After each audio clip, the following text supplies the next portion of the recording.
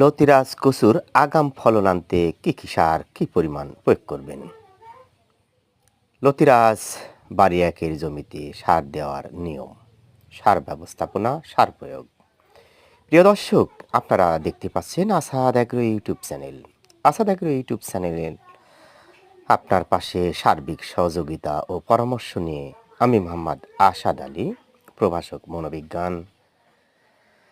যাই হোক, সরাসরি সম্পৃক্ত লতিরাজ বাড়ি এক চাষের সাথে আপনারা যে নিয়মে সার ছিটানো দেখছেন, এটা মূলত বাংলাদেশের সর্বত্রই এই নিয়মে সার ছিটানো হয়, হোক লতিরাজ বাড়ি এক অথবা ধান বা অন্য যে কোনো সবজির জমিতে।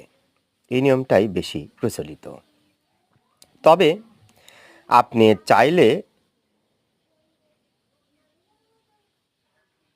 অন্য নিয়মও ফলো করতে পারেন। তো যাই হোক, লতিরাজ বাড়ির আগাম লতির ফলন আনতে কি সার কি পরিমাণ প্রয়োগ করবেন? প্রিয় দর্শক, আপনারা দেখতে পাচ্ছেন ইউরিয়া টিএসপি সারের সাথে মোরগ মার্কা মাধ্যমিক সার ব্যবহার করা হয়েছে। এতে আপনি যদি চারা রোপণের মোটামুটি 15 দিন পর থেকে 7 দিন পর পর 4 বার ব্যবহার করেন, লতির ফলন চলে আসে। কি পরিমাণ সার কিভাবে দিবেন? তো যাই হোক, শতক প্রতি 600 গ্রাম ইউরিয়া, 700 গ্রাম টিএসপি এবং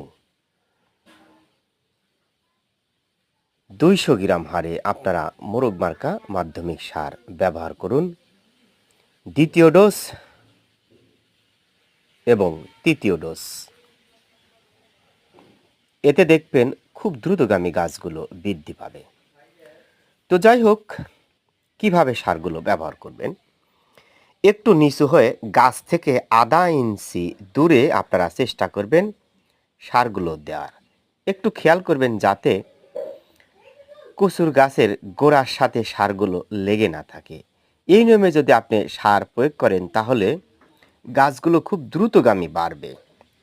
আপনি যে সার ব্যবহার করবেন তা সবটুকুই কচুর গাছ খাবে। হয়তো পুরো জমিতে যখন আপনি সার ছিটাবেন, বিভিন্ন প্রকার আগাছা রয়েছে বা সূর্যের আলো বা অন্য কোনো সিস্টেমে সারগুলো ওদা হয়ে যেতে পারে। এজন্য যেহেতু প্রাথমিক পর্যায়ে গাছগুলো ছোট থাকে, তাই চেষ্টা করবেন গাছের চারা থেকে আধা ইঞ্চি দূরে সারগুলো ব্যবহার করতে। তো যাই হোক, ভিডিওটি যদি ভালো লেগে থাকে অবশ্যই শেয়ার করবেন। দেখতে পাচ্ছেন শতভাগ সফল লতিরাজ বাড়ি এক চাষী মোহাম্মদ ফজর আলী।